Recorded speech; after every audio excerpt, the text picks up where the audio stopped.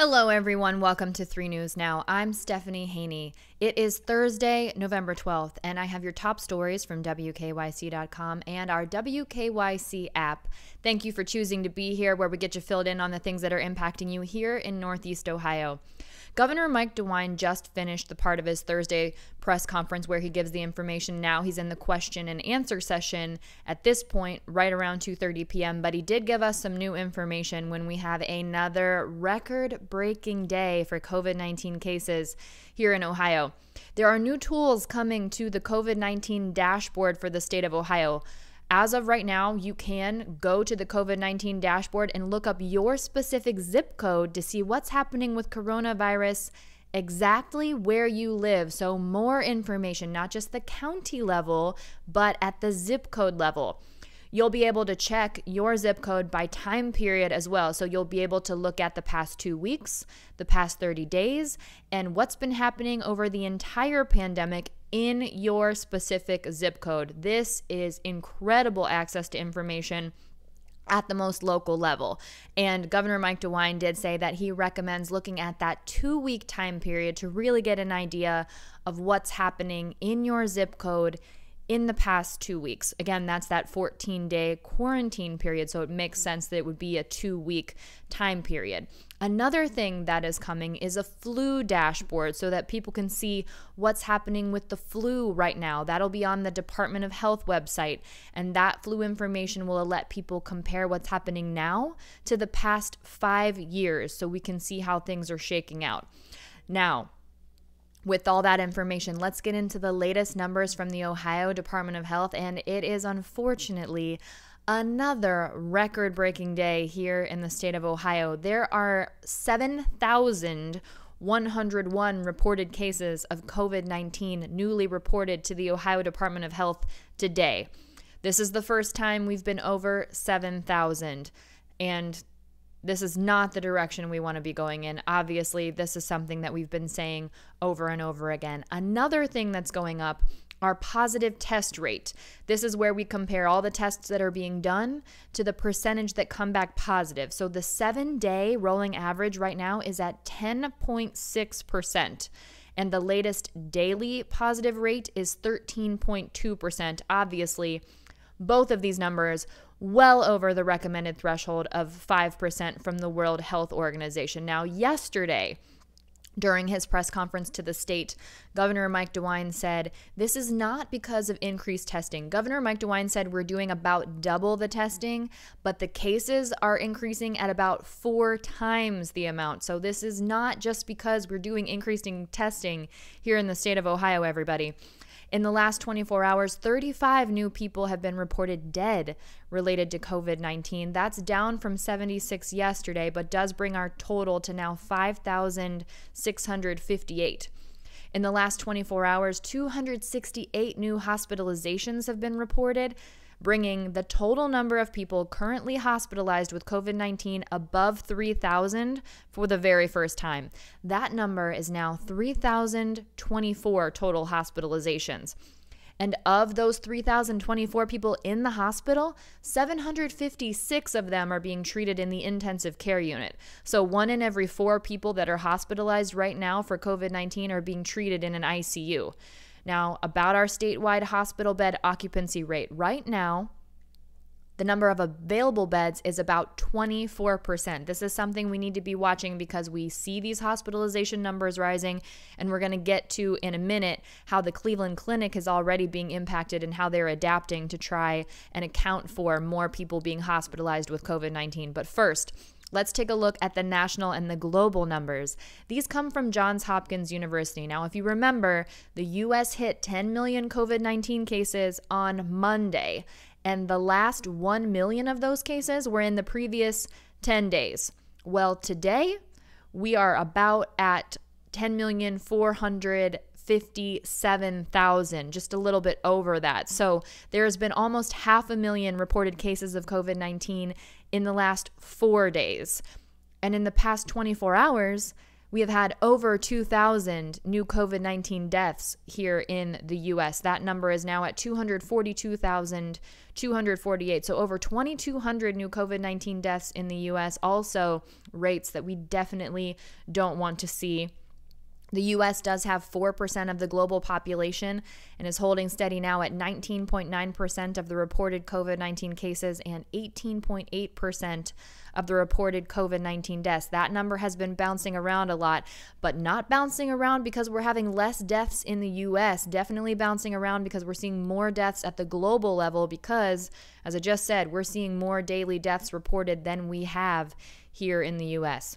Globally, the total number of COVID-19 cases is at 52,437,443, and the total number of COVID-19 deaths globally is now at 1,288,529. Again, definitely not the numbers we want to be seeing. At the national level, we are learning of one more person who has tested positive for COVID-19 that was at an election party at the White House on election night. This is President Donald Trump's campaign advisor, Corey Lewandowski. Now, Corey Lewandowski said that he believes that he was infected in Philadelphia on Saturday. Well, we know that he was there on Saturday. He didn't say on Saturday, but he says he's not experiencing any COVID-19 symptoms. Now, on Saturday, which was November 7th, Lewandowski was in Philadelphia alongside President Donald Trump's personal lawyer, Rudy Giuliani. They were at that Four Seasons Total Landscaping press event that was held right around the same time that those first projections came in that Joe Biden would be our president-elect for the 2020 election. But as I said, Lewandowski was also at that election night party on November 3rd, which was at the White House, and that's been linked to several COVID-19 cases. Another person who was at that party was Rudy Giuliani.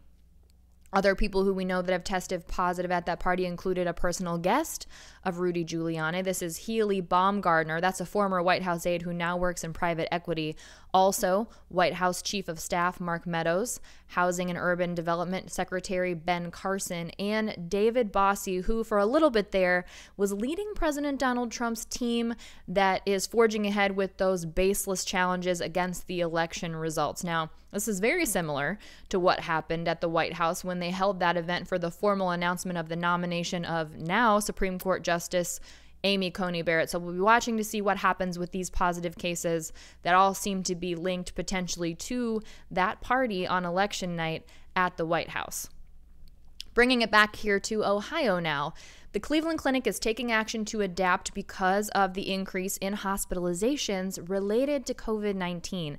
What the Cleveland Clinic is doing is they are postponing non-essential surgeries that require hospital stays. They are doing that on Friday and also on Monday. Now, this is only for procedures that can be safely rescheduled. Non-essential surgeries will continue. They'll just be rescheduled to other places. Also, pediatric procedures will be continuing at this time. Now, the clinic, as I said, doing this to adapt because of the increase in COVID-19 hospitalizations. The clinic wants to stress that it will still be open for all emergency surgeries. Also, as of Friday, outpatient surgeries at the Marymount Hospital Surgery Center will be suspended until the end of November. Now, these surgeries will still happen, but they'll just be redirected to other Cleveland Clinic locations while the clinic works to move their resources around to make sure that the needs of everyone can be met. Let's recap quickly some of the things that Governor Mike DeWine said yesterday during his press conference. He's reissuing the statewide mask order. That is not going away. What he's doing is he's tweaking it a little bit, though. There will now be potential penalties. Some of the things that will be included in the new order that'll be revamped a little bit will be requiring signs at all public entrances of stores, which I don't know about you all, but I've seen those signs in a lot of places, but now they will be required. Also, now we know very clearly each store is going to be responsible for enforcing the mask mandate in that store. And there is a new compliance unit that is being developed that will make sure that businesses are complying. And if the stores don't comply, first, they'll get a written warning. And then second, they can be required to close for up to 24 hours. So we're seeing some penalties being imposed on the stores for this not enforcing of the mask order, trying to put some teeth to this as Governor Mike DeWine and our health officials continue to stress the importance of wearing a mask to try and stop the spread of COVID-19. Governor Mike DeWine also said that there's a new order coming about private gatherings, and he said everyone will have to be sitting down, and this caught a lot of attention online. There will be no dancing. If you paid any attention on Twitter after the governor said that, there were a bunch of references to the movie Footloose, but really, guys, this is obviously very serious and trying to figure out a way to put some control on these private gatherings, because that's where Governor Mike DeWine said the contact tracers are saying the spread of COVID-19 is happening. Something else that Governor Mike DeWine mentioned yesterday is the potential closing of bars and restaurants and fitness centers. He says he doesn't want to do this, but if the cases don't go down, he will have to do it. And Governor Mike DeWine did make the point that these are places where it's difficult or impossible to maintain mask wearing, because you can't wear a mask when you are eating or drinking, and that is a major exception to the mask wearing mandate here in the state of Ohio. And we know from the medical experts that wearing the mask is the primary way to slow the spread of COVID-19. So Governor Mike DeWine says that this will be revisited next week, Thursday, November 19th, and if the cases don't go down, he might have to act by closing again bars and restaurants and fitness centers. Now, speaking of things that will be closed and things that will be open this year, the CDC is recommending that we not shop in large crowds, not on Thanksgiving, not even recommending it the day after. So lots of stores that were open on Thanksgiving last year are going to be closed on Thanksgiving this year. So here are a couple main ones to watch out for in case you're not, if you weren't aware and you had plans to shop at these places on Thanksgiving. Bed Bath & Beyond will not be open. Best Buy will not be open. Neither will Sears or Target, and neither will Walmart. Not open on Thanksgiving. That's just a couple of them. We have more listed on WKYC.com and our WKYC app. Now, stores that will be open on Thanksgiving include grocery stores and your drugstores, your CVS, your Walgreens. Again, check for that full list. We've got it all laid out for you on WKYC.com. Most of these places do plan to be open on Black Friday, but with added safety measures in place. And again, these retailers all having sales early, all encouraging people to shop online. So really think about that. That's what the CDC is asking before you go out and participate in those crowded shopping events this year. Really quickly, this was something that was a big story yesterday, but people are still clicking on it, so I wanted to mention it. Of course, our Cleveland baseball team has been talking about the prospect of trading shortstop Francisco Lindor. So now, according to multiple reports, it's not looking like if, it's looking more like when. And it's looking like a possibility might be the New York Mets. Now, we know that Lindor said he would love to stay in Cleveland if they put up the money for keeping him around. But Cleveland has said its budget has been severely impacted by COVID-19, so that just doesn't look like it's in the cards here. But you know who it might be in the cards for is the New York Mets, because they were just bought by billionaire hedge fund manager Steve Cohen. Cohen said in a press conference, he said he's not in this to be mediocre. He wants something great, and it sounds like he's willing to back that up with the budget to make it happen. So that's something that we are definitely watching. There's a full breakdown from our 3 News sports analyst, Ben Axelrod, on what some of the other potential prospects are for places where Frankie Lindor might go and what kind of a jersey we might see him in next season. So make sure you check that out. And before we let you go, here's something that you're definitely seeing all over the internet is the fact that the Pepsi Super Bowl halftime show entertainment has been announced, and it will be The Weeknd. He will be performing at the halftime show on February 7th. That will be in Tampa, Florida this year. The Weeknd said that we all grow up watching the world's biggest acts playing the Super Bowl, and one can only dream of being in that position, and that he is humbled, honored, and ecstatic to be at the center of that famous stage. Now, earlier this year, The Weeknd had a hit single with Blinding Lights. That's his 5th song to peak at #1 on the Billboard Hot 100 chart, and he's also won Grammys for his album Starboy, and the song earned it from the movie 50 Shades of Grey. So congratulations to The Weeknd. It's definitely going to be an incredible show. It'll be very interesting to see what the Super Bowl looks like this year.